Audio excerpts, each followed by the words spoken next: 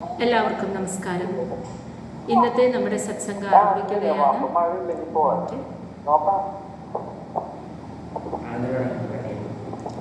എല്ലാവർക്കും നമസ്കാരം. ഇന്നത്തെ നമ്മുടെ സത്സംഗം ആരംഭിക്കുകയാണ്. എല്ലാ ദിവസത്തെയും പോലെ തന്നെ ഈ ഒരു കർമ്മത്തെ ഭഗവാന്റെ പാദങ്ങളിൽ സമർപ്പിച്ചുകൊണ്ട് നമുക്ക് ആരംഭിക്കാം. ഓം നമഃ ശിവായ. ഓം നമഃ ശിവായ. ഓം നമഃ ശിവായ.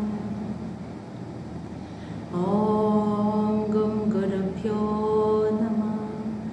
ഓം ഗും ഗുരുഭ്യോ നമഃ. ഓം ഗും ഗുരുഭ്യോ നമഃ. ഓം നമോ നാരായണായ. ഓം നമോ നാരായണായ. ഓം നമോ നാരായണായ.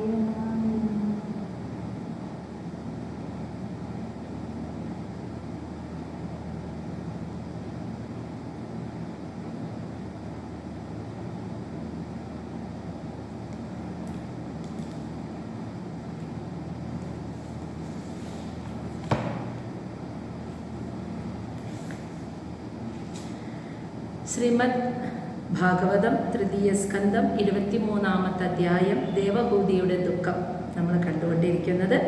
അപ്പോൾ കഴിഞ്ഞ ദിവസത്തിൽ ഇന്നലെ നമ്മൾ പറഞ്ഞു നിർത്തിയത് കർദമ മഹർഷി ആ സുന്ദരിയായി തൻ്റെ പഴയ സൗന്ദര്യം മുഴുവൻ വീണ്ടെടുത്തിട്ട് പട്ടുവസ്ത്രങ്ങളൊക്കെ അണിഞ്ഞ് 1000 കന്യകമാരാൽ സേവിക്കപ്പെട്ടു നിൽക്കുന്ന ആ ദേവഹൂതിയെ സ്നേഹത്തോടുകൂടി ദേവഹൂതിയുടെ കൈ പിടിച്ച് ആ ഒരു വിമാന കൊട്ടാരത്തിലേക്ക്, ആകാശ കൊട്ടാരത്തിലേക്ക് അവളെ കൈ പിടിച്ചു കയറ്റി. അത്രയും ഭാഗങ്ങളാണ് നമ്മൾ പറഞ്ഞു നിർത്തിയത്. ഇനി ശ്ലോകം 38. തസ്മിൻ അലുപ്തമഹിമാ പ്രിയയാ അനുരുക്തോ വിദ്യാധരിഭി ഉപചീർണ ബഭുഃ വിമാനേ ബഭ്രാജ ഉത്കജ കുമുദ്ഗണവാൻ അപീച്യ താരാഭി ആവൃത ഇവ ഉടുപദ നഭസ്തഃ.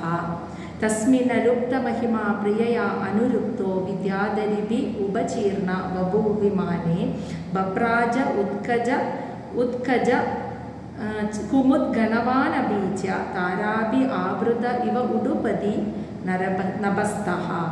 തസ്മിൻ ആ വിമാനത്തിലേക്ക് കയറ്റിയിട്ട് അതിനുശേഷം അവരെങ്ങനെയാണ് ആ വിമാന കൊട്ടാരത്തിൻ്റെ ഉള്ളിലിരുന്നത് എന്നാണ് ഈ ശ്ലോകത്തിൽ പറയുന്നത്. അലുപ്ത മഹിമ, തൻ്റെ മാഹാത്മ്യത്തിൽ ഒരല്പം പോലും കുറവ് വരാതെ, അതായത് ഇപ്പോൾ അറിയാലോ അപ്പോൾ ആരെയായിരിക്കും ഉദ്ദേശിച്ചിട്ടുണ്ടാവുക എന്ന് മൈത്രേയ മഹർഷി പറയുന്നത് കർദമ മഹർഷിയെ. കർദമ മഹർഷിയുടെ ആ ആത്മീയ തേജസ്സിൽ ഒരല്പം പോലും കുറവ് വരാതെ പ്രിയയാ അനുരുക്ത, തൻ്റെ ഭാര്യയോടുള്ള പൂർണ്ണമായ സ്നേഹത്തോടുകൂടി വിദ്യാധരിഭി ഉപചീർണ 1000 വിദ്യാധരിമാർ, ആ കന്യകമാർ അറിയാലോ, ആ ബിന്ദു സരസിലേക്ക് പോയപ്പോൾ അതിനകത്ത് കണ്ട 1000 കന്യകമാരാൽ സേവിക്കപ്പെട്ടു എന്ന് പറഞ്ഞല്ലോ.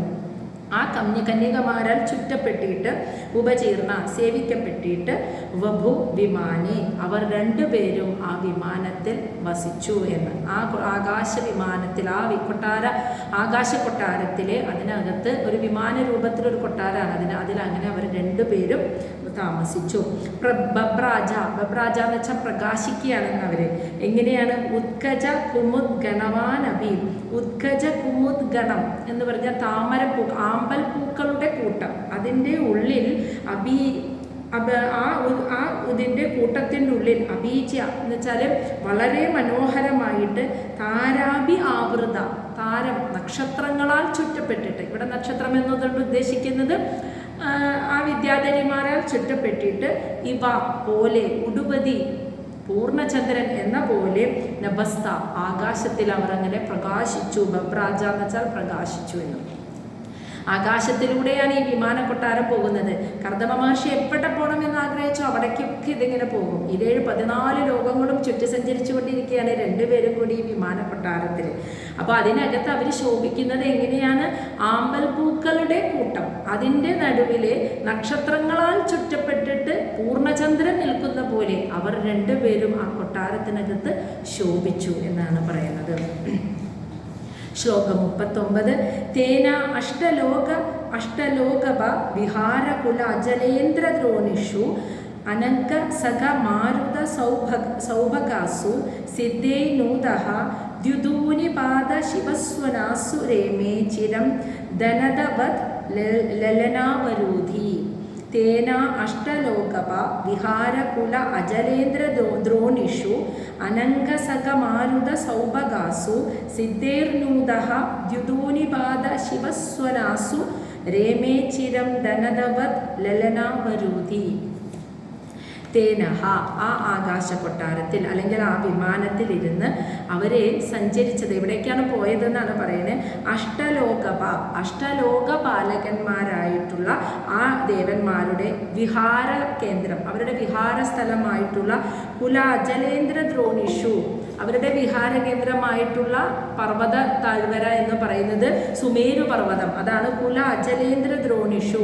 സുമേരു പർവ്വതത്തിൻ്റെ ദ്രോണിഷു എന്ന് വെച്ചാൽ താഴ്വരയിലായിട്ട് അനങ്കസഖ കാമദേവൻ്റെ കാമദേവൻ്റെ സഖ കൂട്ടുകാരനാണ് മാരുത, ഇളം തെന്നല് അല്ലേ, ആ ഒരു കുളിർക്കാറ്റ് എന്ന് പറയില്ലേ, അത് കാമദേവൻ്റെ കൂട്ടുകാരനാണ്. എവിടെയാണോ കാമദേവൻ എത്തുന്നത് അതിനു വേണ്ട സാഹചര്യം ഒരുക്കാൻ ആ തെന്നലിനെയാണ്, ആ തെന്നൽ എന്താ പറയുക, ഇളം തെന്നലിനെയാണ് വിടുക. അപ്പം കാമദേവൻ്റെ സഖ കൂട്ടുകാരനായിട്ടുള്ള മാരുത, ആ ഇളം തെന്നലും സൗഭഗാസു മനോഹരമായി വീശിയടിക്കുന്ന സുമേരു പർവ്വതത്തിൻ്റെ താഴ്വര പ്രദേശത്തിൽ ആ വിമാനത്തിലൂടെ പോയിട്ട് അവരെത്തിച്ചേർന്നു.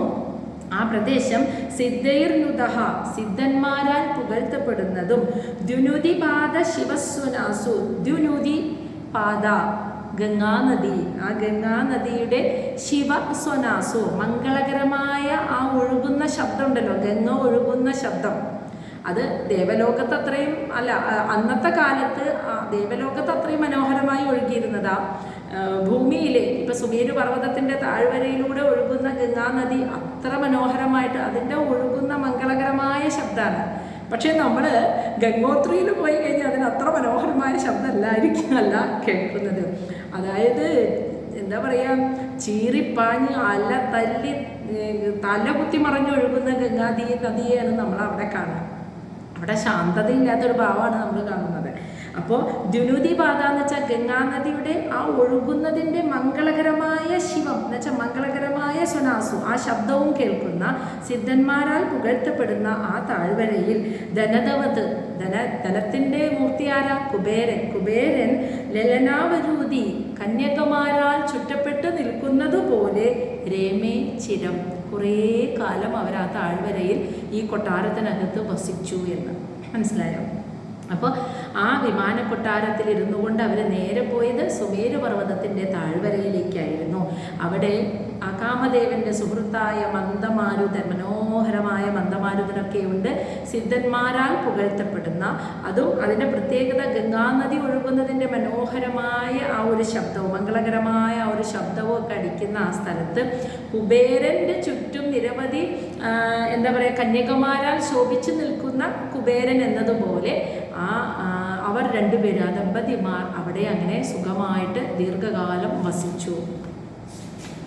ശ്ലോകം 40. ഇനി അവിടെ നിന്ന് അവർ ഏതൊക്കെ സ്ഥലങ്ങളിലേക്കാണ് പോയത് എന്ന് പ്രധാനപ്പെട്ട സ്ഥലങ്ങളെ പറയുകയാണ്. വൈശ്രംഭകേ സുരസനെ നന്ദനെ പുഷ്പഭദ്രകേ മാനസേ ചൈത്രരഥ്യേ ചസ രേമേ രാമയ രഥഃ. വൈശ്രംഭകേ, വൈശ്രംഭകം എന്ന ഉദ്യാനത്തിൽ പോയി, സുരസേനം എന്ന ഉദ്യാനത്തിൽ പോയി, നന്ദനവനത്തിൽ പോയി, ഭദ്രകത്തിൽ പോയി, മാനസേ മഹാകൈലാസത്തിലേക്ക് പോകുമ്പോൾ കാണുന്ന മാനസ സരോവരം എന്ന തടാകത്തിൻ്റെ അടുത്തേക്ക് പോയി, ചൈത്രരഥ്യം എന്ന സ്ഥലത്തും പോയിട്ട് ആ കർദമ മഹർഷി രാമയ തൻ്റെ ഭാര്യയോടൊപ്പം രഥ പൂർണ്ണ സംതൃപ്തനായിട്ട് രമിച്ച് ജീവിച്ചു എന്ന്. അപ്പോൾ കുറച്ച് നാളല്ല, കുറേ കാലങ്ങൾ അങ്ങനെ പല പല ഉദ്യാനങ്ങളിൽ മഹർഷി ആഗ്രഹിക്കുന്നിടത്തേക്ക് എത്താൻ സാധിക്കുന്ന ഒരു വാഹനമാണ് ഈ വിമാനം.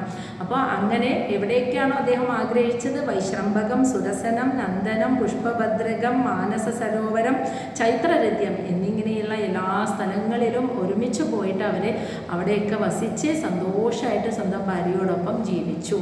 ശ്ലോകം 41. ബ്രാജിഷ്ണുന വിമാനേന കാമകേന മഹീയസ വൈമാനികാൻ അത്യശേത ചരം ലോകാൻ യഥ അനിലഹ ബ്രാജിഷ്ണുന വളരെയധികം അത്യധികം ബ്രാജിഷ്ണം എന്ന് വെച്ചാൽ പ്രകാശിക്കുക, പ്രകാശത്തോടു കൂടി വിമാനേന ആ വിമാനത്തിൽ കാമകേന മഹീയസ വളരെ മഹീയസ എന്ന് വെച്ചാൽ വളരെ മഹത്തായ, കാമകേന എന്ന് വെച്ചാൽ എവിടേക്കാണോ ആഗ്രഹിക്കുന്നത് അവിടെയൊക്കെ എത്താൻ കഴിയുന്ന അത്രയും മഹത്തായ ആ വിമാനത്തിൽ അതിൽ വളരെ പ്രകാശിച്ചു നിൽക്കുകയാണ് ഇവർ രണ്ടുപേരും. എന്നിട്ട് അതിനകത്ത് അനിലഹ, അനില എന്ന് വെച്ചാൽ വായു, യഥാ വായു എന്ന പോലെ ചരം ലോകാൻ ഈ 14 ലോകങ്ങളിലും വൈമാനികൻ അത്യശേത, വൈമാനികൻ അത്യശേത എന്ന് വെച്ചാൽ മറ്റു ദേവന്മാർക്കും വിമാനങ്ങളുണ്ട്. നമ്മൾ വൈകുണ്ഠത്തിൻ്റെ പ്രത്യേകത പറഞ്ഞപ്പോൾ ഭഗവാന്റെ പാർഷദന്മാർ വിമാനങ്ങളിലാണ് ഇരിക്കുന്നത് എന്ന് പറഞ്ഞല്ലോ. അപ്പോൾ മറ്റു ദേവന്മാരുടെ വിമാനങ്ങളെയൊക്കെ അത്യശേത മറികടന്നിട്ട് 14 ലോകങ്ങളും സ്വന്തം ഭാര്യയോടൊപ്പം ആ വിമാനത്തിൽ അദ്ദേഹം വായു പോകുന്ന പോലെയാണെന്ന് അത്രയും വേഗത്തിൽ അവർ ഇങ്ങനെ സഞ്ചരിച്ചു കുറേ കാലം. അങ്ങനെ ആ വിമാനത്തിൽ സന്തോഷത്തോടു കൂടി, അതിൻ്റെ പ്രത്യേകത എന്താഗ്രഹിച്ചാലും കിട്ടും, അത്രയ്ക്ക് സംതൃപ്തിയോടും സന്തോഷത്തോടും കൂടി, ദുഃഖം എന്തെന്നറിയാതെയാണ് ദേവഭൂതി അദ്ദേഹത്തോടൊപ്പം വർഷങ്ങളോളം ജീവിച്ചത്. ഇനി ശ്ലോകം 42. കിം ദുരാപാദനം തേഷാം പുംസാം ഉദ്ദാമചേതസാം യൈ ആശ്രിത തീർത്ഥപദ ചരണഃ വ്യസനത അത്യയ. എന്നിട്ടൊരു തത്വം പറയാൻ കേട്ടാ. ശ്ലോകം 42 മൈത്രേയ മഹർഷിയാണ് വിദുരർക്ക് പറഞ്ഞു കൊടുക്കുകയാണ്. അവരങ്ങനെ അത്രയും സുഖമായിട്ട് 14 ലോകങ്ങളും ചുറ്റി സഞ്ചരിച്ച് മറ്റ് ദേവന്മാരുടെ വിമാനങ്ങളെയൊക്കെ മറികടന്ന് വായു വേഗത്തിൽ അങ്ങനെ ഇഷ്ടമുള്ളിടത്തൊക്കെ പോയിട്ട് ദുഃഖം എന്തെന്നറിയാതെ എല്ലാ സന്തോഷങ്ങളും അനുഭവിച്ചിട്ട് അവർ രണ്ടുപേരും സന്തോഷമായിട്ട് ജീവിച്ചത്. അത് സാധിച്ചത് എന്തുകൊണ്ടാണെന്നുള്ളതിൻ്റെ തത്വമാണ് 42 മൈത്രേയ മഹർഷി പറയുന്നത്. അതായത് വ്യസന അത്യയ, ഈ സംസാര സാഗരം ദുഃഖപൂരിതമാണ്. ഇത് മറികടക്കാനുള്ള ഒരേ ഒരു പോംവഴി തീർത്ഥപദ ചരണഃ, തീർത്ഥം പോലെയുള്ള തൃപ്പാദങ്ങളുള്ള ഭഗവാന്റെ പാദങ്ങളിൽ ആരാണോ ആശ്രിത യൈ ആശ്രയിക്കുന്നത്, ആരാണോ ശരണാഗതി അടയുന്നത്, അവൻ ഉദ്ദാമചേതസ നിശ്ചയദാർഢ്യത്തോടുകൂടി ഞാനെന്ന ഭാവമില്ലാതെ ആ ഭഗവാന്റെ തൃപ്പാദങ്ങളിൽ ശരണാഗതി അടഞ്ഞ പുംസാം മനുഷ്യനെ, തേഷാം അങ്ങനെയുള്ള മനുഷ്യന് കിം ദുരാപാദനം എന്ന് വെച്ചാൽ പിന്നെ എന്താണ് ആഗ്രഹിച്ചത് നേടാൻ കഴിയാത്തതായിട്ടുള്ളത് എന്താണെന്ന്, അതായത് നേടാൻ കഴിയാത്തതായിട്ട് കിം എന്തുണ്ട് എന്നാണ് ചോദിക്കുന്നത്. അപ്പം മൈത്രേയ മഹർഷി ആ തത്വം പറയണം. കാരണം ഇവിടെ അത്രയ്ക്ക് വലിയ മഹായോഗിയാണ് കർദമ മഹർഷി. അപ്പോൾ അദ്ദേഹം എന്താഗ്രഹിച്ചാലും അവിടെ സാധിക്കും. എന്തുകൊണ്ടാണ് അദ്ദേഹം എന്താഗ്രഹിച്ചാലും അത് സാധിക്കുന്നത് എന്നതിൻ്റെ ഉത്തരം ഓർക്കാമോ? എന്തായിരിക്കുമെന്ന് ആ ബ്രഹ്മദേവനെ ഒന്ന് ഓർത്തു നോക്കൂ. ബ്രഹ്മാവ് എന്ത് ചെയ്യണം, ഞാൻ മാത്രമേ ഉള്ളൂ, എങ്ങനെ സൃഷ്ടികർമ്മം നടത്തും എന്നൊക്കെ ആലോചിച്ച് ദുഃഖിച്ച് ഇരിക്കുമ്പോൾ തപ എന്ന ചെവിയുടെ അടുത്ത് വന്ന് ആരോ പറയുന്ന ഒരു ശബ്ദം, അശരീരി ശബ്ദം കേട്ടപ്പോൾ ഇതാര് പറഞ്ഞു, എന്ത് ചെയ്താൽ എനിക്ക് എന്ത് കിട്ടും എന്നൊന്നും ആലോചിക്കാതെ അവിടെ ഇരുന്ന് ആ ശബ്ദം ഭഗവാൻ നൽകുന്ന നിർദ്ദേശമായി കരുതിക്കൊണ്ട് വർഷങ്ങളുടെ തപസ് അദ്ദേഹം അനുഷ്ഠിച്ചതിൽ തൃപ്തനായ ഭഗവാൻ വൈകുണ്ഠലോകം കാണിച്ചു കൊടുത്തു എന്ന് നമ്മൾ പറഞ്ഞു. എന്നിട്ട് ഭഗവാൻ ബ്രഹ്മാവിനോട് പറയാണ്, എന്തുകൊണ്ടാണ് നിനക്ക് എന്നെ കാണാൻ സാധിച്ചത്? അതിന് കാരണം ഞാൻ എൻ്റെ ബുദ്ധി വെച്ച് ആലോചിച്ച് ഞാൻ കണ്ടുപിടിക്കുമെന്ന ഭാവത്തിൽ ഇരിക്കാതെ ആ ഭഗവാൻ എനിക്ക് അതിനുള്ള അറിവ് നൽകണേ എന്ന് ചിന്തിച്ച് അഹങ്കാരമില്ലാതെ ഞാൻ നൽകിയ അശരീരി ദൈവവചനമായി കരുതിയിട്ട് നീ ചെയ്തില്ലേ നിസ്വാർത്ഥമായ നിഷ്കാമമായ തപസ്, അത് ഞാൻ സംതൃപ്തനായി. അതിൽ സംതൃപ്തനായ ഞാൻ ആ ഭക്തന് എന്താവശ്യപ്പെട്ടാലും അവന് കൊടുക്കും. അതാണ് സംഭവിച്ചത്. അത് എന്ന് പറഞ്ഞതുപോലെ മൈത്രേയ മഹർഷി പറയാണ്, ഈ ദുഃഖപൂരിതമായ ഈ സംസാര സാഗരം മറികടക്കാനുള്ള ഒരേ ഒരു വഴി ആ ഭഗവാന്റെ തൃപ്പാദങ്ങളിൽ പോയി ശരണം പ്രാപിക്കുക, സമർപ്പണം ചെയ്യുക എന്നതാണ്.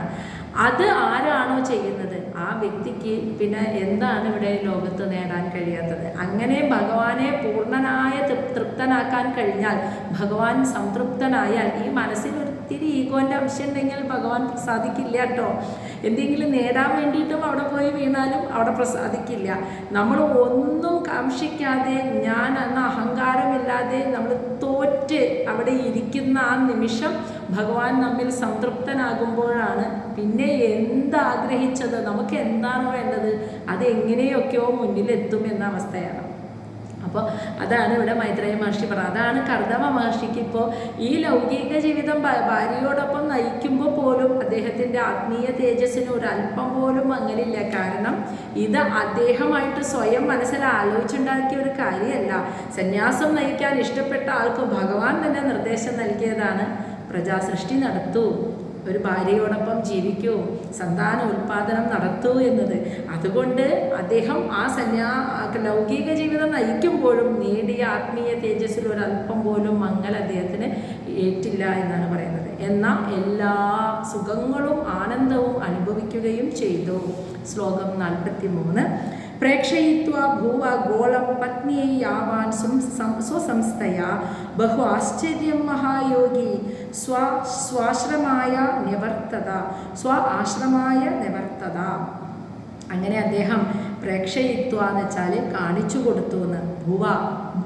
ഈ ലോകത്തിൻ്റെ ഭൂഗോളം, അതായത് ഈ 14 ലോകങ്ങളും ചേർന്നിട്ടുള്ള ഈ ഭൂഗോളം തൻ്റെ പത്നിക്ക് യാവാൻ കഴിയുന്നത്ര, സ്വസംസ്ഥയ തൻ്റെ യോഗശക്തിയാൽ കഴിയുന്നത്ര ഈ പ്രപഞ്ചം, ഈ 14 ലോകങ്ങളും മുഴുവനും അദ്ദേഹം തൻ്റെ ഭാര്യയ്ക്ക് കാണിച്ചു കൊടുത്തു. ബഹു ആശ്ചര്യം, അത്യത്ഭുതകരമായ ഈ പ്രപഞ്ചത്തെ, ഈ ബ്രഹ്മാണ്ടത്തെ അദ്ദേഹം കാണിച്ചു കൊടുത്തു. എന്നിട്ട് മഹായോഗിയായ കർദമ മഹർഷി സ്വന്തം ആശ്രമത്തിലേക്ക് നിവർത്തത, തിരിച്ചു വന്നു.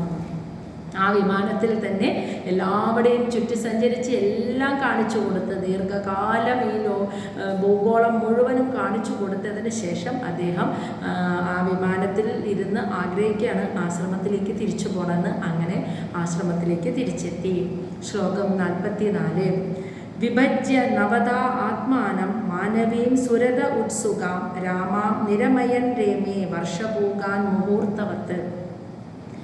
എന്നിട്ട് ആശ്രമത്തിൽ വന്നിട്ടും അവർ ആ ആശ്രമത്തിനകത്തല്ല, ആശ്രമം നിൽക്കുന്ന ആ സരസ്വതി നദിയുടെ തീരത്തുള്ള ബിന്ദു സരസ് എന്ന തടാകത്തിൻ്റെ അടുത്തായിട്ടുള്ള ആ പ്രദേശം, അവിടെ വന്നിട്ട് വിഭജിച്ചു എന്ന് 9 ആത്മാനം സ്വന്തം ശരീരത്തെ 9 വിഭജിച്ചു എന്ന് പറഞ്ഞാൽ 9 കർദമ മഹർഷിമാർ അവിടെ ഉണ്ടായി. അപ്പോൾ 9 കർദമ മഹർഷിമാരുണ്ടാവുമ്പോൾ അതിനർത്ഥം 9 ദേവഹൂതിമാരും ഉണ്ടായി. മാനവീം, മനുപുത്രിയായ സ്വന്തം ഭാര്യയായ ദേവഹൂതിയും സുരത ഉത്സകാം, അതായത് ഒരു ലൗകിക ജീവിതത്തിനോട് അത്രമാത്രം ആസക്തിയോടുകൂടി നിൽക്കുന്ന സ്വന്തം ഭാര്യയിൽ രാമ എന്ന് വെച്ചാൽ സ്വന്തം ഭാര്യയായിട്ടുള്ള രേവഹൂതിയെ നിരമയെ എന്ന് വെച്ചാൽ സന്തോഷിപ്പിച്ചു. രേമേ, അങ്ങനെ അവളോടൊപ്പം രമിച്ച് സന്തോഷമായിട്ട് വർഷപൂകാൻ ഒരുപാട് വർഷക്കാലം മുഹൂർത്തവത്ത് ഒരു നിമിഷം പോലെ കടന്നു പോകുന്ന രീതിയിലാണ് ജീവിച്ചത്.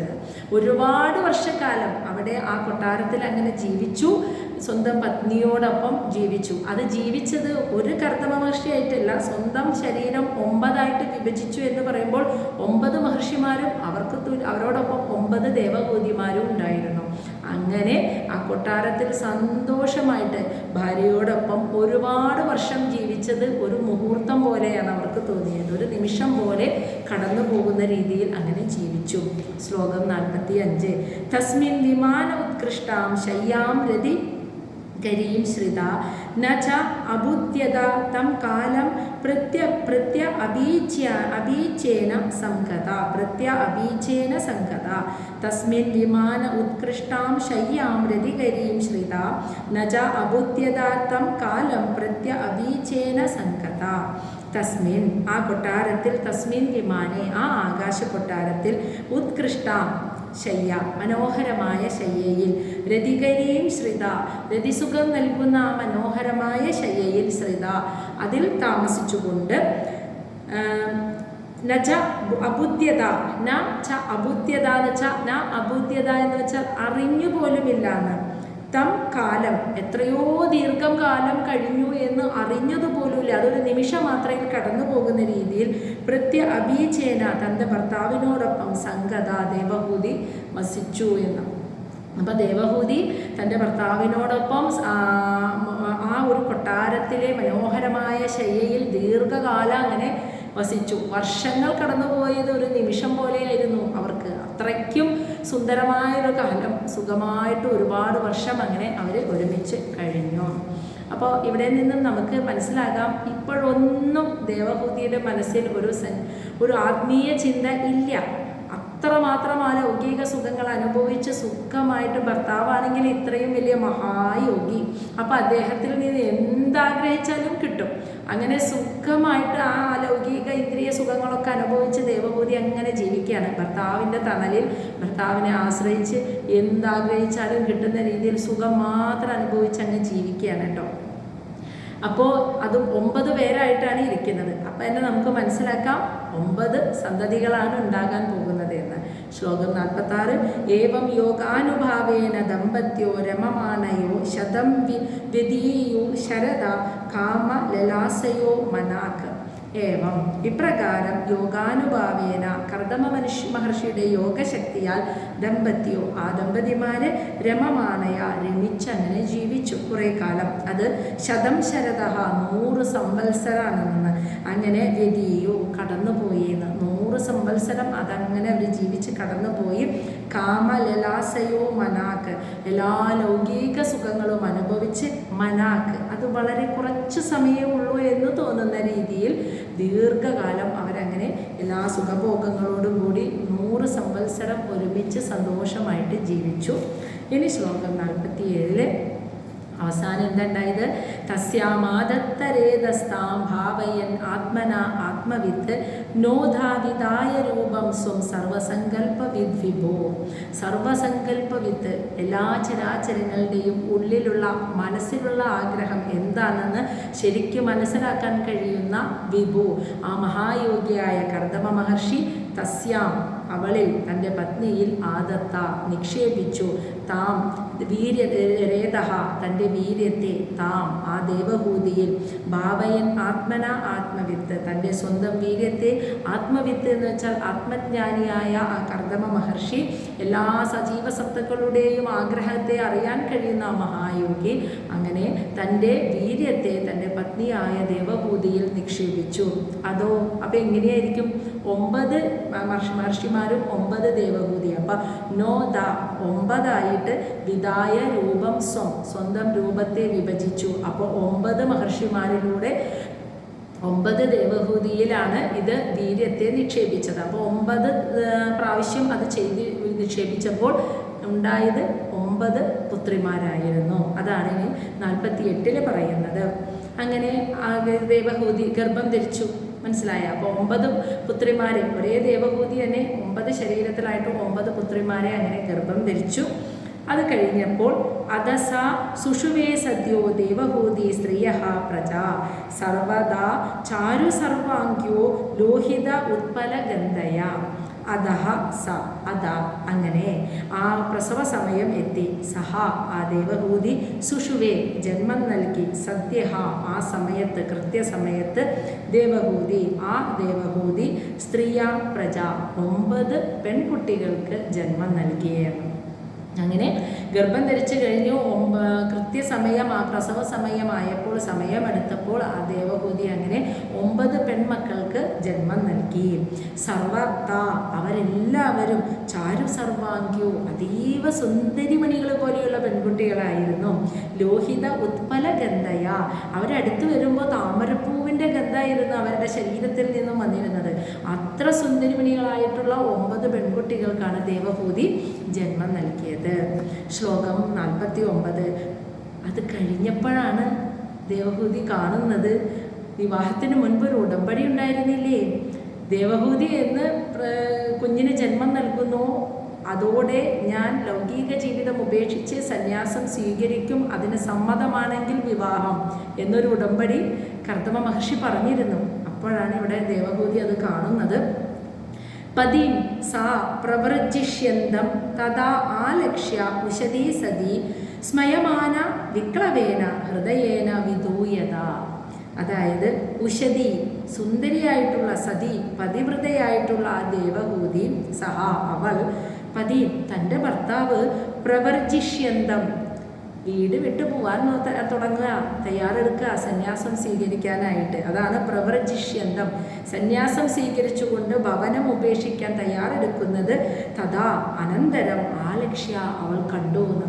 9 കുട്ടികൾക്ക് ജന്മം കൊടുത്തതിന് ശേഷം, അവൾ പ്രസവിച്ചതിന് ശേഷം അത്രയും പതിവ്രതയായ ദേവഹൂതി കാണുകയാണ് തൻ്റെ ഭർത്താവ് സന്യാസം സ്വീകരിച്ച് ഈ ഭവനമൊക്കെ ഉപേക്ഷിച്ച് സന്യാസം സ്വീകരിച്ചു പോകാനായിട്ട് തയ്യാറെടുക്കുന്നത് കണ്ടപ്പോൾ സ്മയമാന പുറമേക്കൊന്ന് പുഞ്ചിരിച്ചു. കാരണം എന്തായിരിക്കും? തടുക്കാൻ പറ്റില്ല. ഇത് അപ്പം വാക്ക് കൊടുത്തിട്ടുള്ളതാണ്, സമ്മതം എന്ന് പറഞ്ഞിട്ടാണ് വിവാഹം നടന്നത്. എന്നും ഞാൻ കൂടെ ഉണ്ടാവില്ല എന്ന് അദ്ദേഹം പറഞ്ഞപ്പോൾ സമ്മതം എന്ന് പറഞ്ഞിട്ടാണ് വിവാഹം നടന്നത്. അപ്പോൾ അതുകൊണ്ട് തടുക്കാൻ പറ്റില്ല. അപ്പോൾ പുറമേക്ക് ഒന്ന് അഭിനയിച്ചു കൊണ്ട് ചിരിച്ചു. പക്ഷേ വിക്ലവേന ഉള്ളിൽ വേദനയോടു കൂടിയിട്ട് ഹൃദയേന വിദൂയത ദുഃഖം നിറഞ്ഞ ഹൃദയത്തോടു കൂടി നിന്ന ആ ദേവഹൂതി. ഇതിൻ്റെ ബാക്കി ഈ അർത്ഥം പൂർണ്ണമാവണമെങ്കിൽ ശ്ലോകം 50 കൂടിയും കേൾക്കാം. ലിഗന്തി അധമുഖി ഭൂമി പദാ നഗമണി ശ്രിയ ഉവാച ലളിതാം വാചം നിരുദ്യ അശ്രുകലാം ശനേ. ലിഗന്തി എന്ന് വെച്ചാൽ ഇങ്ങനെ കോറി വരച്ചു എന്നത്. അത് എന്തുകൊണ്ട്? നഗമണി ശ്രിയ, അതായത് പാദങ്ങളിലെ കാലിലെ നഖങ്ങൾ കൊണ്ട്, നഖങ്ങളുടെ ശോഭയാൽ, അങ്ങനെയുള്ള ആ നഖങ്ങളുടെ ശോഭ കൊണ്ട് പ്രകാശിച്ചു നിൽക്കുന്ന ആ പാദം കൊണ്ട് ലിഗന്തി നിലത്തിങ്ങനെ കോറി വരച്ചിട്ട് അധമുഖി, അതായത് ഭൂമിയിലേക്ക് നോക്കിയിട്ട് ശിരസ്സു കുണിച്ച് തല താഴ്ത്തി പിടിച്ച് നിന്നിട്ട് ഉവാച പറഞ്ഞു, ലളിതം വാചം മധുരമായ ലളിതമായ വാക്കുകളോട് അവൾ പറഞ്ഞു എന്ന്. നിരുദ്യ എന്ന് വെച്ചാൽ നിയന്ത്രിച്ചു. അശ്രുകല കണ്ണുനീരിനെ ശനേ വളരെ സാവധാനത്തിൽ. അപ്പോൾ പ്രസവമൊക്കെ കഴിഞ്ഞ് 9 കുട്ടികളെയൊക്കെ കണ്ടു കഴിഞ്ഞതിന് ശേഷം ഒരു ദിവസം ദേവഹൂതി കാണുകയാണ്. അന്ന് പറഞ്ഞ വാക്ക് ഭർത്താവ് പറഞ്ഞതുപോലെ തന്നെ ഭവനം ഉപേക്ഷിച്ച് സന്യാസം സ്വീകരിക്കാൻ തയ്യാറെടുക്കുകയാണ്. അത് കണ്ടപ്പോൾ പുറമേക്ക് അദ്ദേഹത്തിൻ്റെ മുഖത്ത് നോക്കി ചിരിച്ചെങ്കിലും ഉള്ളു മുഴുവൻ വേദനിച്ചിട്ട് ദുഃഖം നിറഞ്ഞ ഹൃദയത്തോടെ കാലിലെ നഖങ്ങളുടെ ശോഭയാൽ പ്രകാശിച്ചിരിക്കുന്ന പാദം നിലത്ത് ഇങ്ങനെ വരച്ചിട്ട് എഴുതിയിട്ട് ഇങ്ങനെ തല കുനിച്ച് നിന്നിട്ട് ഭർത്താവിനോട് ദേഷ്യപ്പെട്ടോ അല്ലെങ്കിൽ ആജ്ഞാപിച്ചോ ഒന്നും പറയാൻ പറ്റില്ല. കാരണം വാക്ക് ഞാൻ അന്ന് കൊടുത്തതാണ്. അപ്പം അതുകൊണ്ട് അതറിയാം. അപ്പം അതുകൊണ്ട് ഏറ്റവും ലളിതമായ മധുരതരമായ വാക്കുകളോടെ ഭർത്താവിനോട് കണ്ണുനീരിങ്ങനെ വരുന്നുണ്ട്, എന്നാലും അതിനെ വളരെ കഷ്ടപ്പെട്ട് ആ കണ്ണുനീരിനെ നിയന്ത്രിച്ച് അദ്ദേഹത്തിൻ്റെ മുന്നിൽ നിന്ന് കരഞ്ഞ് വിഷമിച്ച് കുറേ അങ്കലാപ്പൊക്കെ കാണിക്കാൻ പറ്റില്ല. കാരണം അത് ഞാൻ കൊടുത്ത വാക്കാണ്. അദ്ദേഹം കൊടുത്ത വാക്ക് ഓർമ്മിപ്പിച്ചപ്പോൾ അദ്ദേഹം അത് പാലിച്ചു. അത് എത്ര ഭംഗിയായിട്ടാണ് പാലിച്ചത് അല്ലേ? ഒരു കുഞ്ഞുണ്ടാകുന്നത് വരെ നിന്നോടൊപ്പമുള്ള ജീവിതം ആസ്വദിക്കാമെന്ന് ഞാൻ വാക്ക് തന്നിരുന്നു എന്ന് അങ്ങ് വാക്ക് തന്നു എന്ന് പറഞ്ഞപ്പോൾ എന്താണോ ആഗ്രഹിച്ചത് അങ്ങനെയുള്ള വിമാന കൊട്ടാരമൊക്കെ ഒരുക്കി ദീർഘകാലം 100 സംവത്സരം സന്തോഷമായിട്ട് ജീവിക്കാൻ ദേവഹൂതിക്ക് ആ വാക്ക് അദ്ദേഹം സാധിച്ചു കൊടുത്തു. അപ്പോൾ ഇനിയിപ്പോൾ ഞാനാണ് വാക്ക് പാലിക്കേണ്ടത്. ഇപ്പം 9 പെൺമക്കളെ കിട്ടി, അപ്പം ഞാൻ ആ വാക്ക് പാലിക്കണം. അപ്പം അതുകൊണ്ട് അദ്ദേഹത്തിൻ്റെ മുന്നിൽ നിന്ന് കുറേ കരഞ്ഞ് വിഷമിച്ച് കാണിക്കാൻ പറ്റില്ല, അദ്ദേഹത്തെ വേദനിപ്പിക്കാനും പറ്റില്ല. എന്നാൽ ഉള്ളിൽ സങ്കടമുണ്ട്. എന്നിട്ട് പുറമേക്ക് ഇങ്ങനെ ചിരിച്ച് നിന്നുകൊണ്ട് ദേവഹൂതി ഭർത്താവിനോട് പറഞ്ഞു. എന്താണ് പറഞ്ഞത് എന്ന് ദേവഹൂതി ഉവാച ശ്ലോകം 51. സർവം തദ് ഭഗവാൻ മഹ്യം ഉപോവാഹ പ്രതിശ്രുതം അതാപി മേ പ്രപന്നായ അഭയം ദാതും അർഹസി. അപ്പോൾ സർവം തത് എല്ലാം ഭഗവൻ, അല്ലയോ ഭഗവാനെ, ഭർത്താവിനെ വിളിക്കുകയാണ്. ഭഗവാനെ എന്ന് വിളിക്കാൻ കാരണം എന്താ?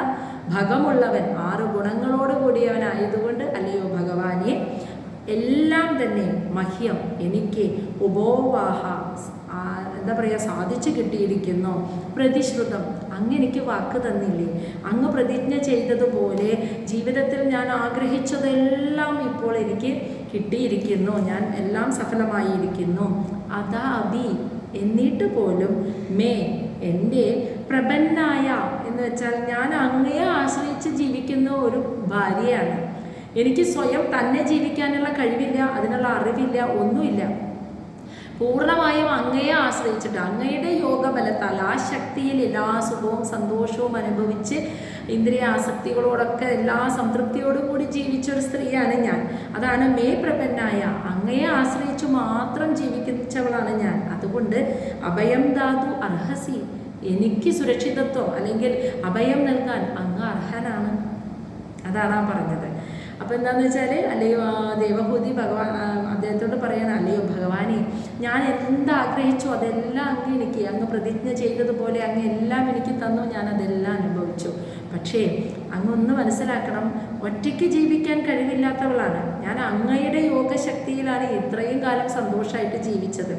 അതുകൊണ്ട് തന്നെ എനിക്ക് ഇനി ഇവിടുന്ന് അങ്ങോട്ടുള്ള കാലം 9 പെൺമക്കളാണ് കയ്യിലിരിക്കണേ. ഇവരെ നോക്കണ്ടേ? മഹർഷി പോയി കഴിഞ്ഞാൽ, ഭർത്താവ് പോയി കഴിഞ്ഞാൽ ഈ ആശ്രമത്തിൽ ഈ 9 പെൺമക്കളെയും കൂട്ടിപ്പിടിച്ച് എങ്ങനെ ഞാൻ ജീവിക്കും? ഇതൊക്കെയാണ് ദേവഹൂതിയുടെ മനസ്സിലാദ്യം. അപ്പോൾ എനിക്ക് അഭയം നൽകാൻ, അപ്പം ഭയമുണ്ട്, അതാണ് എനിക്ക് തനിച്ച് ജീവിക്കാനുള്ള ഭയമുണ്ട്. അപ്പം എനിക്ക് അഭയം നൽകാൻ അങ്ങ് അർഹനാണ്.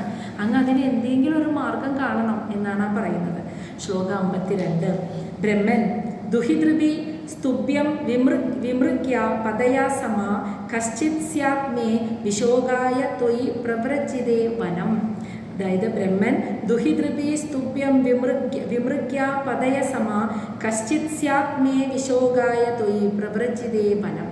അല്ലയോ ബ്രഹ്മൻ, ബ്രഹ്മജ്ഞാന്മാരിൽ ശ്രേഷ്ഠനായ ഭഗവാനെ, ദുഹിതൃഭി നമ്മുടെ പുത്രിമാരുണ്ടല്ലോ 9 പേരും, അവർ വിമൃഗ്യ അവർ കണ്ടെത്തും, പദയസമ അവർക്ക് അനുയോജ്യമായ ഭർത്താക്കന്മാരെ. അന്നത്തെ കാലത്ത് ഇപ്പോൾ ദേവഹൂതി അങ്ങനെയാണല്ലോ, മനസ്സാൽ ഭരിച്ചപ്പോഴാണ് അച്ഛൻ കൊണ്ടുവന്നത്.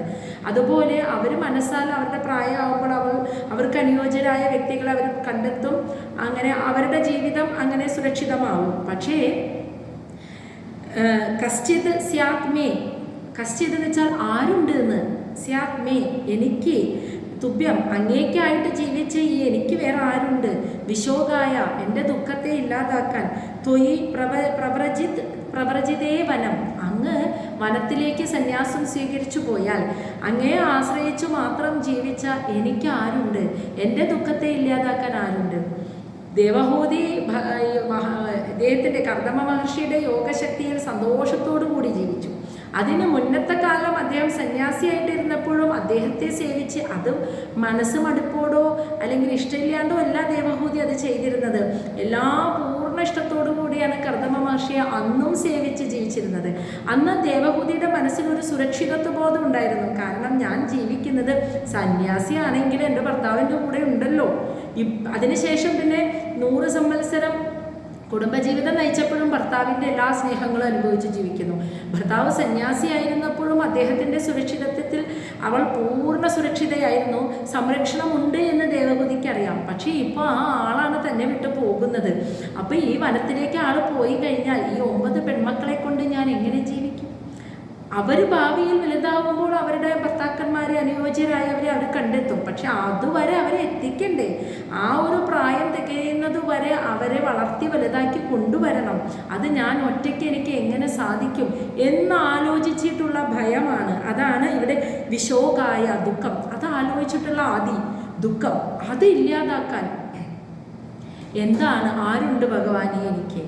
അതായത് ഒരു ഭർത്താവ് പോകുന്ന സമയത്ത് ഒരു സ്ത്രീക്ക് ഏറ്റവും വലിയ ബലം എന്ന് പറയുന്നത് പുത്രനാണ്. പെൺമക്കൾ കൂടെയുള്ളത് ബലം തന്നെയാണ് എങ്കിൽ പോലും ആ പെൺമക്കൾക്കും ആ അമ്മയ്ക്കും ഒരു ഭർത്താവ് ഇല്ലെങ്കിൽ ഏറ്റവും കൂടുതൽ സുരക്ഷിതത്വം നൽകാൻ ഒരമ്മയ്ക്ക് ഭർത്താവില്ലാത്ത സമയം ഏറ്റവും അധികം സുരക്ഷിതത്വം നൽകാൻ മകനാണ് സാധിക്കുക, ഒരു പുത്രനാണ് സാധിക്കുക. അപ്പം അതുകൊണ്ട് അങ്ങില്ലാത്ത സമയത്ത് ഞാൻ ഈ പെൺമക്കളെയും കൊണ്ട് ഒറ്റയ്ക്ക് എങ്ങനെ ജീവിക്കുമെന്ന് ഓർത്തിട്ടുള്ള കൊണ്ടാണ് അവൾക്ക്, മനസ്സിനെയാണ് അവൾക്ക് നിയന്ത്രിക്കാൻ കഴിയാത്തത്, മനോദുഃഖം, ആ ഭയം. അപ്പോൾ അവിടെ എൻ്റെ ദുഃഖത്തെ ഇല്ലാതാക്കാൻ, എൻ്റെ മനസ്സിനൊരു ധൈര്യം നൽകാൻ എനിക്ക് ആരുണ്ട്? എന്ന് വെച്ചാൽ അതിൻ്റെ ഒരു പരോക്ഷമായ ഒരർത്ഥം അവിടെ എന്നെ ഈ പെൺമക്കളെ സംരക്ഷിക്കാൻ ഒരു പുത്രനില്ലല്ലോ എന്നാണ് ദേവഹൂതി അതുകൊണ്ട് ഉദ്ദേശിക്കുന്നത്. അതാണ് പറയുന്നത് എനിക്ക് ആരുണ്ട് എന്ന് ചോദിക്കുന്നതിൻ്റെ അർത്ഥം. അതാരാ ആളെന്നറിയാലോ. ശ്ലോകം 53. ഏതാവത് അലം കാലേന വ്യതിക്രാന്തേന മേ പ്രഭോ ഇന്ദ്രിയാർത്ഥ പ്രസംഗേന പര്യത്യക്ത പരാത്മന.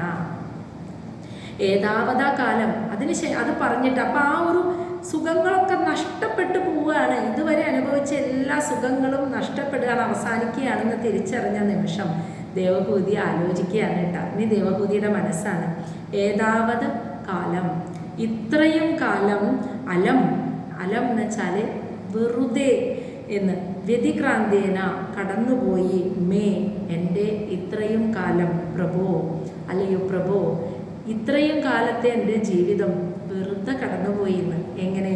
ഇന്ദ്രിയാർത്ഥ പ്രസംഗേന, ഈ ഇന്ദ്രിയ സുഖങ്ങൾ, ഇഷ്ടമുള്ള കാഴ്ച, ഭക്ഷണം, ശബ്ദം, സ്പർശം, എല്ലാ ഇന്ദ്രിയ സുഖങ്ങളോടുള്ള അനുഭവിക്കണമെന്ന ആസക്തിയോടുകൂടി ജീവിച്ച് വെറുതെ പാഴായിപ്പോയി എൻ്റെ ഇത്രയും കാലം. പര്യത്യക്ത പരാത്മന, ഞാൻ ആ പരമാത്മാവിനെ കുറിച്ചുള്ള ജ്ഞാനം പര്യത്യക്ത ഉപേക്ഷിച്ചു, അതറിയാൻ പോലും ഞാൻ ആഗ്രഹിച്ചില്ല എന്ന്. അന്ന് അദ്ദേഹം കൊടുത്തതാ, ഞാൻ ഇത്രയും കാലത്തെ തപസ് കൊണ്ട് ആർജിച്ച സിദ്ധി മുഴുവനും നിനക്ക് കൈവരുമെന്ന് പറഞ്ഞിട്ട്. അപ്പം അത് ഉപേക്ഷിച്ചു.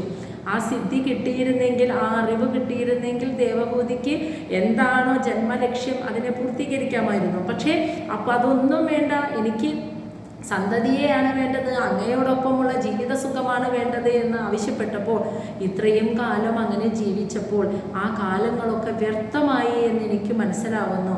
കാരണം ഇത്രയും കാലം ആ ഭഗവാനെ, ആ പരമാത്മാവിനെ കുറിച്ചുള്ള ജ്ഞാനം അറിയാൻ ഞാൻ ആഗ്രഹിച്ചത് പോലും ഇല്ല. അതുകൊണ്ട് ഒരുപാട് കാലം എനിക്ക് വെറുതെ നഷ്ടമായി.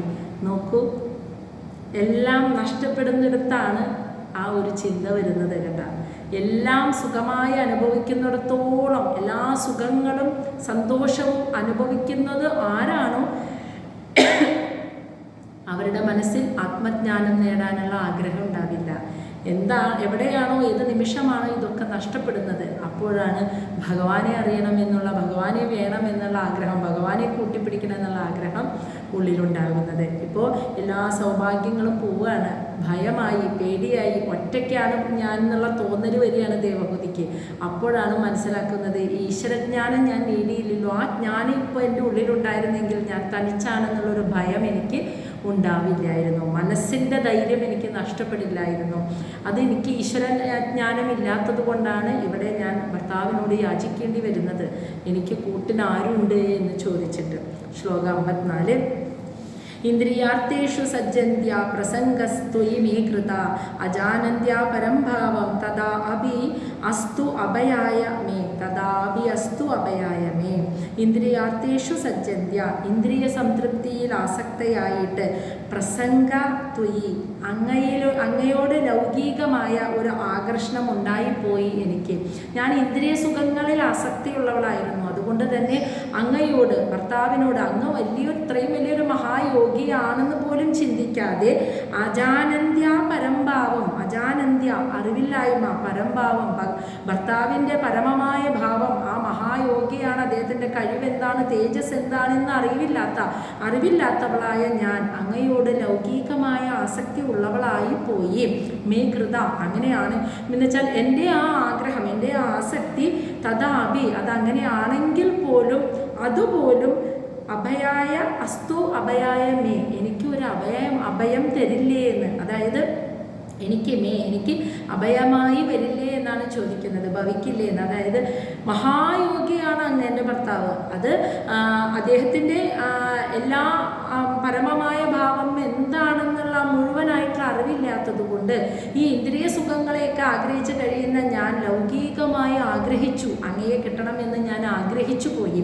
അങ്ങനെ ആഗ്രഹിച്ചു, അത് ഞാൻ അനുഭവിക്കുകയും ചെയ്തു. പക്ഷേ അത് തെറ്റാണെന്ന് ഇപ്പം ഞാൻ മനസ്സിലാക്കുന്നു. അങ്ങയോട് ആ ഒരു ലൗകിക തൃഷ്ണ പ്രകടിപ്പിച്ചത് തെറ്റാണെങ്കിൽ പോലും അങ്ങയെ ഞാൻ അത്രമാത്രം സ്നേഹിച്ച് സേവിച്ചിരുന്നതിൻ്റെ ഒരു അനുഗ്രഹം കൊണ്ട് ഇപ്പോൾ എനിക്കൊരു അഭയം നൽകില്ലേ, അതെനിക്കിപ്പോൾ ഒരു അനുഗ്രഹമായിട്ട് വരില്ലേ എന്നാണ് ചോദിക്കുന്നത്. കാരണം വെറുക്കുകയല്ലല്ലോ, അങ്ങയെ ഞാൻ അത്രമാത്രം സ്നേഹിക്കുകയും ആശ്രയിക്കുകയും സേവിക്കുകയുമാണ് ചെയ്തത്. അതുകൊണ്ട് തന്നെ അത് ഇപ്പോൾ എനിക്ക് ഒരു അഭയം തരില്ലേ അങ്ങ് എന്നാണ് ചോദിക്കുന്നത്. ശ്ലോകം 55. എന്നിട്ട് വീണ്ടും ഒരു തത്വം ഉണ്ടാ. സംഗോ യഹ സംസൃതേ ഹേതു അസ്തു വിഹിത അധിയ സയേവ സാധുഷു കൃതേ നിസംഗത്വായ കൽപ്പതേ. എന്താ പറയണേന്നോ, അസ്തു അസ്തു എന്ന് വെച്ചാൽ സംഘഹ യഹ സംസൃതേ ഹേതു അസ്തു വിഹിത അധിയ. അസ്തു എന്ന് വെച്ചാൽ ഇന്ദ്രിയ ആസക്തികളിൽ മുഴുകിയിട്ട്, ഇന്ദ്രിയ സുഖങ്ങൾ കിട്ടണമെന്നുള്ള ആ ആസക്തികളിൽ മുഴുകിയിട്ട് കഴിയുന്ന അധിയ അജ്ഞാനികളുമായിട്ട് വിഹിത, ആ അജ്ഞാനികളോട് കൂട്ടുകൂടിയിട്ട്, വിഹിത എന്ന് വെച്ചാൽ അവരോടൊപ്പം കൂട്ടുകൂടിയിട്ട് സഹവസിക്കുക, അവരോട് സഹവാസം വരുമ്പോൾ യഹ അങ്ങനെയുള്ളതാരാണോ അവര് സംസൃതേ ഹേതു ജനിമൃതികളിൽ പെട്ടുപോകുന്നു, ജനന മരണ കാലചക്രത്തിൽ അവർ പെട്ടുപോകുന്നു. ഇന്ദ്രിയ ആസക്തികളാണ് ഏറ്റവും വലിയ സുഖം എന്ന് വിചാരിച്ച്, ആനന്ദം, ഇഷ്ടമുള്ള കാര്യങ്ങൾ ഭക്ഷിച്ച്, ഇഷ്ടമുള്ളതൊക്കെ കണ്ട്, ഇഷ്ടമുള്ളതൊക്കെ കേട്ട്, പണവും സൗഭാഗ്യങ്ങളൊക്കെ അനുഭവിച്ച്, അതിനു വേണ്ടി കുറേ ടെൻഷൻ എടുത്ത് കഷ്ടപ്പെട്ട് പണിയെടുത്ത് ജീവിച്ച് ഇതാണ് എൻ്റെ ജീവിതം സുഖം എന്ന് വിചാരിക്കുന്ന ആളുകളുമായിട്ട് കൂട്ടുകൂടി നടക്കുന്നവർ പോലും ജനന മരണ കാലചക്രത്തിൽ പെട്ടുപോകുന്നു. കാരണം എന്താ? ചന്ദനം ചാരുമ്പോൾ ചന്ദനം മണക്കുമെന്ന് പറഞ്ഞ പോലെ എന്തിനെയാണോ നമ്മൾ കൂട്ടുകൂടുന്നത്, ആരെയാണോ നമ്മൾ ചേർന്ന് നിൽക്കുന്നത്, അവരിൽ എന്താണോ അതായിരിക്കും നമ്മളിൽ പ്രകടമാവുക, അല്ലേ? അപ്പോൾ അവരുടെ സ്വഭാവവും അവർ പറയുന്നത് കേട്ടിട്ടും ഇത് സ്ഥിരമായി കേട്ടുകൊണ്ടിരിക്കുമ്പോൾ നമ്മളും അതിൽ പെട്ടുപോകും. അപ്പോൾ കർമ്മക്കണക്ക് അനുഭവിക്കാൻ ജനന മരണ ചക്രത്തിൽ പെട്ടുപോകുന്നു. എന്നാൽ സഹ ഏവ അതേ ആസക്തി സാധുഷു കൃതേ സജ്ജനങ്ങളുടെ കൂടെ ഇരിക്കാനായിട്ട് അതേ ആസക്തി നമ്മൾ കാണിച്ചാൽ എന്താ സംഭവിക്കുക? നിസംഗത്വായ കൽപ്പതേ മോക്ഷത്തിന് അർഹമാകുന്ന കൽപ്പതയെന്ന് വെച്ചാൽ നയിക്കുന്നു, അതിലേക്ക് നയിക്കുന്നു. അതായത് ജനിമൃതികളിൽ നിന്നും മുക്തി നേടുന്ന ഒരവസ്ഥയിലേക്ക് നയിക്കുന്നു. നല്ല സജ്ജനങ്ങളുമായി കൂട്ടുകൂടി അവരുമായിട്ടുള്ള സമ്പർക്കത്തിൽ ഇരിക്കാൻ താല്പര്യം കാണിച്ചാൽ അതിലൂടെ നമ്മൾ മോക്ഷയോഗ്യരായി തീരുന്നു, മോക്ഷത്തിലേക്ക് നയിക്കുന്നു. പരീക്ഷിത അവസാനത്തെ 7 ദിവസം ശ്രീ ശുഖബ്രഹ്മർഷിയോടൊപ്പം മഹത്മുനിമാരോടൊപ്പം സമയം ചെലവഴിച്ച് അതിൽ നിന്നും അവർ പറയുന്നത് കേട്ട് അവരോട് ചേർന്നിരുന്ന മോക്ഷയോഗ്യമാകുന്ന ഒരു ജന്മത്തിലേക്ക് കടന്നു പോകുന്നത് പോലെ സജ്ജനങ്ങളുമായി കൂട്ടുചേർന്ന് അവരോടൊപ്പം സഹകരിച്ച് കൂടുതൽ സമയവും അവരുടെ കൂടുതൽ അവർ പറയുന്നത് കേട്ടും കണ്ടും ഇങ്ങനെ സംഘം ചേർന്നിരിക്കുമ്പോൾ ജനിമൃതികളിൽ നിന്ന് അവർ മുക്തമാകുന്നു എന്ന്. ശ്ലോകം 56. നേഹ യത് കർമ്മ ധർമായ ന വിരകായ കൽപ്പതേ ന തീർത്ഥപദ സേവായ ജീവൻ അഭിമൃതേ ഹിസ ന ഇഹ. നേഹ എന്ന് വെച്ചാൽ ന ഇഹ യത് കർമ്മധർമായ. ഇഹ എന്ന് വെച്ചാൽ ഈ ലോകത്തിൽ യത് കർമ്മധർമായ ആരുടെ കർമ്മമാണോ, ഏത് കർമ്മ ആര് ചെയ്യുന്ന കർമ്മമാണോ ന ധർമായ ധർമ്മത്തിന് വിപരീതമായി ഭവിക്കുന്നത്, ന വിരകായ വിരക്തിയിലേക്ക് നയിക്കാത്തത്. മനസ്സിലായ? ഈ ലോകത്ത് ആര് ചെയ്യുന്ന കർമ്മമാണോ ധർമ്മത്തിന് വിരുദ്ധമാകുന്നത്, അതായത് ധർമ്മത്തിനെതിരാകുന്നത്, അതുപോലെ നാ വിരകായ വിരക്തിയിലേക്ക്. വിരക്തി എന്ന് പറഞ്ഞാൽ എന്താ? ഒന്നും വേണ്ട എന്നുള്ള ഭാവമല്ല. എല്ലാ ഭൗതിക സുഖങ്ങൾ കണ്ടാലും അതിനോടൊന്നും ഒരു ഓവറായിട്ടുള്ള അറ്റാച്ച്മെൻറ്റും ആസക്തിയും ഒന്നും ഇല്ലാത്ത മനസ്സ് സമചിത്തതയിൽ എത്താതെ ഇരിക്കുന്നത്, അങ്ങനെ വിരക്തിയിലേക്ക് നയിക്കാൻ സഹായിക്കാത്തത്. ഇനി നാ തീർത്ഥപദ സേവായേ ആരാണോ ഭഗവാന്റെ തൃപ്പാദങ്ങളിൽ ശരണാഗതി അടയാത്തത് അവർ ജീവൻ ജീവിച്ചിരുന്നാൽ പോലും മൃതേ ഹീസ അവൻ മരിച്ചതിന് തുല്യമാണ് എന്ന്. അപ്പം ഞാൻ അതുപോലെയാണ് എന്നൊരു ദുഃഖത്തോടു കൂടിയാണ് ദേവഹൂതി പറയുന്നത്. ആരാണോ ഈ ഭൂമിയിൽ ഈ ലോകത്ത് ജീവിച്ചിരിക്കുമ്പോൾ അവരുടെ കർമ്മം ഭഗവാന്റെ തൃപ്പാദങ്ങളിൽ സമർപ്പിച്ചുകൊണ്ട് ചെയ്യാത്തത്, അതുപോലെ ഒരു വിരക്തിയിലേക്ക് നയിക്കാൻ സഹായിക്കാത്തത്, അതുപോലെ ധർമ്മത്തിന് വിരുദ്ധമായ കർമ്മങ്ങൾ ചെയ്യുന്നത്, ധാർമ്മികമല്ലാത്ത രീതിയിൽ കർമ്മം ചെയ്യുന്നത് അവർക്ക് ജീവിച്ചിരുന്നാൽ പോലും മരിച്ചതിന് തുല്യമാണ് എന്നാണ് പറയുന്നത്. മനസ്സിലായ? കാരണം ജീവൻ ആ ഒരു ശരീരം എടുക്കുന്നത് തന്നെ, ആ ആത്മാവ് സ്വീകരിക്കുന്നത് തന്നെ എന്നെ അറിയാനാ, ഞാൻ ആരാണെന്ന് അറിയാൻ വേണ്ടിയിട്ടാണ്. എന്നിട്ട് അതൊന്നും അറിയാതെ ഈ സുഖസൗകര്യങ്ങളിൽ മാത്രം അനുഭവിച്ച് ജീവിച്ചു മരിച്ചു പോകുന്ന ആളുകൾ മനസ്സിലാക്കുന്നില്ല, ജീവിച്ചിരിക്കുന്നത് അവരൊക്കെ ജീവിച്ചിരുന്നാൽ അത് മരിക്കുന്നതിന് തുല്യമാണ് എന്ന് അവരറിയുന്നില്ല. എന്നിട്ട് ദേവഭൂതി പറയാണ്, അങ്ങനെ ഒരു സ്ത്രീയാണ് ഞാനും. ഇത്രയും കാലം ഞാനും എൻ്റെ മുന്നിൽ കൊടുന്ന് വെച്ചു, അങ്ങ് എല്ലാം തരാം, എല്ലാ സിദ്ധികളും അറിവും തരാം, വേണ്ട എന്ന് പറഞ്ഞു, ഭൗതിക സുഖം മാത്രം മതി എന്ന് പറഞ്ഞു. അപ്പം ഞാനും ആ ഈശ്വര ജ്ഞാനം നേടാൻ ആഗ്രഹിക്കാതെ ലൗകിക സുഖങ്ങളിൽ ആസക്തയായി ജീവിച്ചവളാണ്. അതാണ് 57-ൽ സാ അഹം അങ്ങനെയുള്ളവളാണ് ഞാനും. ഭഗവതഃ നൂനം വഞ്ചിത മായയാ ദൃഢം. നൂനം തീർച്ചയായും ആ ഭഗവാന്റെ മായയാൽ ഉറപ്പായും വഞ്ചിക്കപ്പെട്ടവളാണ് ഞാൻ. എന്നുവെച്ചാൽ ഇത്രയും കാലം ഞാൻ തീർച്ചയായും ആ മായയിൽപ്പെട്ടാണ് കഴിഞ്ഞിരുന്നത്. സന്താനോൽപാദനം, സുഖസൗകര്യങ്ങൾ, ഈ മായയിൽപ്പെട്ടാണ് ഞാൻ ഇത്രയും കാലം ജീവിച്ചു പോന്നിരുന്നത്. അതിൽ ആ മായയിൽ പെട്ടുപോയി, അതാണ് വഞ്ചിക്കപ്പെട്ടു പോയി എന്ന് പറയുന്നത്. യതുത്വം എന്തെന്നാൽ വിമുക്തിതം, അങ്ങനെ സംഭവിക്കാൻ കാരണം വിമുക്തിതം പ്രാപ്യ, മുക്തി തരാൻ കഴിവുള്ള ആളെ ഭർത്താവായി കിട്ടിയിട്ട് പോലും മുമുക്ഷേയ ബന്ധനാഥ്, ആ മുക്തിയെ ആഗ്രഹിക്കാതെ ഈ ഭൗതിക ബന്ധനങ്ങളിൽ ഞാൻ പെട്ടുപോയി എന്ന് മനസ്സിലായോ? എനിക്ക് ജീവൻ മുക്തി തരാൻ കഴിവുള്ള ആളാണ് എനിക്ക് ഭർത്താവായി കിട്ടിയത്. പക്ഷെ അദ്ദേഹത്തിൻ്റെ കഴിവിനെ പോലും ശരിയായ രീതിയിൽ മനസ്സിലാക്കാതെ, അതറിയാതെ, ഒന്നും മനസ്സിലാക്കാതെ അദ്ദേഹത്തിൽ നിന്ന് പോലും ലൗകിക സുഖങ്ങൾ ആഗ്രഹിച്ച് ജീവിച്ചു പോകുന്ന ഞാൻ, എനിക്ക് മുക്തി തരാൻ കഴിവുള്ള ഭർത്താവിനെ കിട്ടിയിട്ട് പോലും അതറിയാതെ ആ മോക്ഷം ആഗ്രഹിക്കാതെ ഭൗതിക സുഖങ്ങൾ തേടി ജീവിച്ചു ഇത്രയും കാലം എന്ന് പറഞ്ഞുകൊണ്ട് നമ്മൾ ഈ ഒരു അധ്യായം ഇവിടെ 23-ാമത്തെ അധ്യായം അവസാനിക്കുകയാണ്. ഇനിയാണ് അപ്പോൾ ആ മനസ്സിപ്പോഴും അവളുടെ ബാലൻസ്ഡ് ആയിട്ടില്ല. മനസ്സിപ്പോഴും ഒരു സുഖദുഃഖങ്ങളെ സമചിത്തതയോടെ നേരിടാൻ പറ്റുന്ന ഒരവസ്ഥയിലേക്ക് മനസ്സിപ്പോഴും ദേവഹൂതിയുടെ എത്തിയിട്ടില്ല. അതാണ് ധൈര്യമില്ലാത്തത്. അദ്ദേഹം വിട്ടുപോവുകയാണെന്ന് പറയുമ്പോൾ അത് 9 പെൺമക്കളെയും കയ്യിൽ തന്നിട്ട്. അപ്പോൾ മനസ്സിപ്പോഴും സുഖദുഃഖങ്ങളെ തരണം ചെയ്യാൻ പാകത്തിൽ എത്തിയിട്ടില്ലാത്ത ദേവഹൂതിക്ക് ഇനി എങ്ങനെ അതുകൊണ്ട് ഭയന്ന് വിഷമിച്ച് ദുഃഖിച്ച് നിൽക്കുകയാണ്. ഞാൻ നഷ്ടപ്പെടുത്തി. അന്ന് ഞാൻ ഇത്തിരി അറിവും ജ്ഞാനം ഒക്കെ നേടിയിരുന്നെങ്കിൽ ഇന്നിപ്പോൾ ജീവിതത്തിലെ ഈ ദുരിതം നിറഞ്ഞൊരു സമയം, ദുഃഖം വരുന്നൊരു സമയത്ത്, ഒറ്റപ്പെടുന്നൊരു സമയത്ത് എനിക്കിതിനെ തരണം ചെയ്തു പോകാനുള്ള അറിവ് ഉണ്ടായേനെ. മനസ്സിലായോ?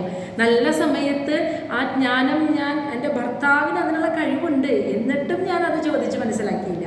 നല്ല സമയത്ത് അദ്ദേഹം എനിക്കത് അനുഗ്രഹിച്ച് തരാമെന്ന് പറഞ്ഞിട്ടും ഞാൻ അത് ഉപേക്ഷിച്ചു, വേണ്ടാന്ന് പറഞ്ഞ് ഞാൻ ഈ സുഖങ്ങളിൽ മാത്രം രമിച്ച് ജീവിച്ചു. അന്ന് ഞാൻ അത് സ്വീകരിച്ചിരുന്നെങ്കിൽ, എൻ്റെ നല്ല കാലത്ത് ഞാൻ ആ അറിവ് നേടിയിരുന്നെങ്കിൽ ഇപ്പോൾ ജീവിതത്തിൽ ഒറ്റപ്പെട്ടു കൈക്കുഞ്ഞുങ്ങളുമായി ഒറ്റപ്പെട്ടു പോകുന്ന ഈ സമയത്ത് ഈ ഭൂമിയിലെ ജീവിതം, ഈ സംസാര സാഗരത്തെ മറികടക്കണ്ടേ, ജീവിക്കണ്ടേ, ഈ ജീവിതത്തെ മറികടന്ന് പോകാൻ, തരണം ചെയ്തു പോകാനുള്ള അറിവ് എനിക്കില്ലാതെ പോയത് അതുകൊണ്ടാണ്.